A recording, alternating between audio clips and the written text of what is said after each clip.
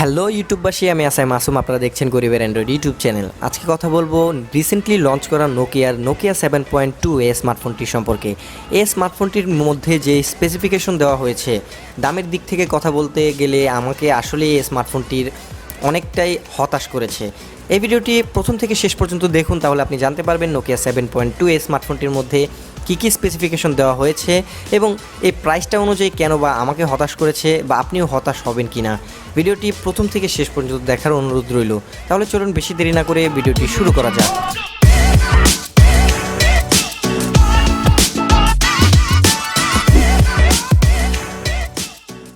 গেল এই সেপ্টেম্বর মাসেরই 5 তারিখে জার্মানির বার্লিন শহরে নোকিয়া দুটি স্মার্টফোন লঞ্চ করেছে। একটি হচ্ছে নোকিয়া 6.2 এবং আরেকটি হচ্ছে নোকিয়া 7.2। নোকিয়া 6.2 এরই একটি ভিডিও আমার এই চ্যানেলে অলরেডি আপলোড করা হয়েছে এবং আপনারা যদি দেখে না থাকেন তাহলে দেখে আসতে পারেন। ওই স্মার্টফোনটির অল্প একটি আপডেট বলা যায় এই নোকিয়া 7.2। নোকিয়া 7.2 এটা অনেকটাই নোকিয়া 6.2 এর মতোই, তবে জাস্ট এর প্রসেসর এবং এর ক্যামেরার সেকশনে একটু আপডেট রয়েছে, তবে প্রাইসের ডিফারেন্সটা অনেক। অলরেডি জার্মানিতে এটি লঞ্চ করা হয়েছে এবং প্রাইসটাও বিশাল। আমি ভিডিওর একদম শেষ প্রান্তে আপনাদেরকে এর প্রাইসটা সম্পর্কে বলে দেবো এবং কবে নাগাদ বাংলাদেশে আসতে চলেছে এটাও আমি আপনাকে বলবো। নোকিয়া 7.2 এই স্মার্টফোনটির মধ্যে নোকিয়া 6.2 এর মতোই এর ফ্রন্টে ব্যবহার করা হয়েছে একটি 6.3 ইঞ্চি ফুল এইচডি প্লাস রেজুলেশনের আইপিএস এলসিডি প্যানেলের ডিসপ্লে।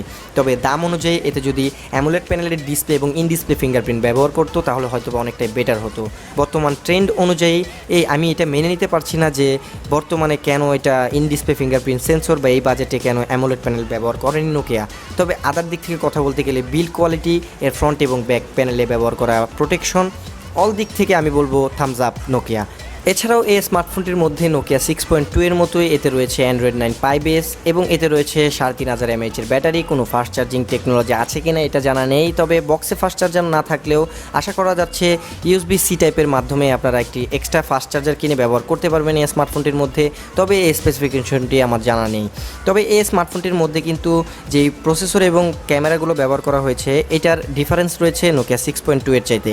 যেমন এই স্মার্টফোনটির মধ্যে ব্যবহার করা হয়েছে স্ন্যাপড্রাগনের 660 প্রসেসর এবং সাথে রয়েছে 6GB এবং 8GB র্যামের ভেরিয়েন্ট। তবে এখানে প্রসেসর হিসাবে স্ন্যাপড্রাগনের 660 প্রসেসরটি কিন্তু কোনো প্রকারেও খারাপ প্রসেসর নয়, আমি এখানে বলছি না। তবে এটা প্রসেসরটা খুবই একটু পুরনো প্রসেসর। তবে এখানে কিন্তু বাজেট অনুযায়ী বা এর দাম অনুযায়ী কিন্তু অনেক চাইনিজ ব্র্যান্ডগুলো অনেক ভালো ভালো প্রসেসর বা আরও আপডেট প্রসেসর ব্যবহার করছে এবং 700 সিরিজের প্রসেসরগুলো কিন্তু ব্যবহার করছে এই স্মার্টফোনটির চাইতে অনেক কম দামের স্মার্টফোনের মধ্যে। ওই দিক থেকে বলতে গেলে এখানে নোকিয়ার কিন্তু এখানে আরও একটু ভালো প্রসেসর ব্যবহার করা উচিত ছিল। এছাড়াও আপনারা এখানে র্যামের পাশাপাশি 64GB 128GB ইন্টারনাল স্টোরেজ পাচ্ছেন। তবে এক্সট্রা মেমোরি কার্ডও ব্যবহার করতে পারবেন যদি একটি সিম ব্যবহার করেন। তবে যদি দুটি 4G সিম কার্ড ব্যবহার করেন তাহলে এক্সট্রা SD কার্ড ব্যবহার করতে পারবেন না এখানে। এছাড়াও এই স্মার্টফোনটির মধ্যে কিন্তু সব ধরনের সেন্সরের পাশাপাশি ফিঙ্গারপ্রিন্ট সেন্সর, ফ্রন্টে থাকা ফেস আনলকও মজুত রয়েছে।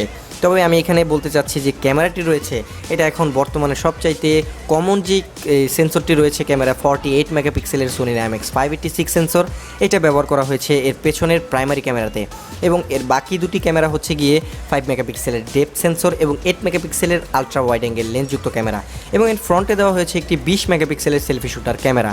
তবে এখানে 6.2 এর সাথে এখানে চেঞ্জেসটা হচ্ছে গিয়ে 48 মেগাপিক্সেলের ক্যামেরা এবং ফ্রন্টে থাকা 20 মেগাপিক্সেলের ক্যামেরা। তো বর্তমানে এই স্মার্টফোনটি অলরেডি জার্মানির বাজারে লঞ্চ করা হয়ে গেছে এবং এই স্মার্টফোনটির প্রাইস ধরা হয়েছে 250 ইউরো, যা বাংলাদেশি টাকায় কনভার্ট করলে প্রায় 25 থেকে 26,000 টাকা। এবং বাংলাদেশে যখন এই স্মার্টফোনটি আসবে তখন হয়তোবা এটা 25,000 তো দূরের কথা, 30,000 টাকার উপরে বা হাতের নাগালের বাইরে থাকবে। কারণ বাংলাদেশে একটি স্মার্টফোন প্রবেশ করলেই আমরা জানি যে এখানে প্রাইসটা অনেকটাই দ্বিগুণ হয়ে যায়, কেন এটা আমি জানি না। এবং অলরেডি এখানে ব্যাটের প্রভাবটা হয়তো বা পড়ে। তো যেটাই হোক, এটা বাংলাদেশে অবশ্যই অক্টোবর মাসের মধ্যে আসতে চলেছে। তবে এই স্মার্টফোনটি আসলে যদি 25,000 টাকার মধ্যে আসে তাহলে হয়তো অনেকেই স্মার্টফোনটি পছন্দ করবে যারা নোকিয়ার ফ্যান রয়েছে। তবে অনেকেই হয়তো এই স্মার্টফোনটি পছন্দ করবে না, কারণ এর চাইতেও অনেক কম বাজেটের মধ্যে কিন্তু অনেক ভালো ভালো চাইনিজ ব্র্যান্ডের স্মার্টফোন পাওয়া যায়। তবে নোকিয়া একটি ভালো ব্র্যান্ড এবং খুবই ভালো মানের একটি ব্র্যান্ড। অনেকেই হয়তোবা এই নোকিয়ার ব্র্যান্ডের জন্য এই স্মার্টফোনগুলো ব্যবহার করে থাকে এবং তাদের সার্ভিসগুলো ভালো হয়ে থাকে। নোকিয়ার ক্যামেরাগুলোও ভালো হয় এবং প্রসেসর এবং দীর্ঘদিন ব্যবহার করলেও এর প্রসেসরের ক্ষমতাটাও অতটাও কমে যায় না আদার স্মার্টফোনের চাইতে। তো সব কিছু মিলে আমি বলবো প্রাইসটা একটু কম হলে ভালো হতো বা প্রাইস ঠিক আছে, যদি একটু প্রসেসরটা ভালো হতো বা আরও কিছু আপডেট কিছু দিত বা এখানে ট্রেন্ড অনুযায়ী কিছু ভালো কিছু দিত তাহলে হয়তো বা অনেকটাই বেটার হতো। তো আপনার কি মতামত অবশ্যই কমেন্ট সেকশনে জানাতে ভুলবেন না এবং ভালো লাগলে একটি লাইক দিয়ে শেয়ার করে দিন এই ভিডিওটি। এছাড়াও আমাদের ফেসবুক পেজ রয়েছে, গ্রুপ রয়েছে, ডিসক্রিপশনে থাকা লিঙ্কে ক্লিক করে ঘুরে আসতে পারেন আমাদের ফেসবুক পেজ এবং গ্রুপেও, এবং এতে জয়েনও করতে পারেন। এছাড়াও নিয়মিত নতুন নতুন সকল স্মার্টফোন এবং টেকনোলজি সম্পর্কিত ভিডিও পেতে এখনই আমার চ্যানেলটিকে সাবস্ক্রাইব করুন এবং পাশে থাকা বেল আইকনটিতেও প্রেস করতে ভুলবেন না সবার আগে আমার চ্যানেলের ভিডিওগুলো দেখার জন্য। তো good bye, see you in the next one.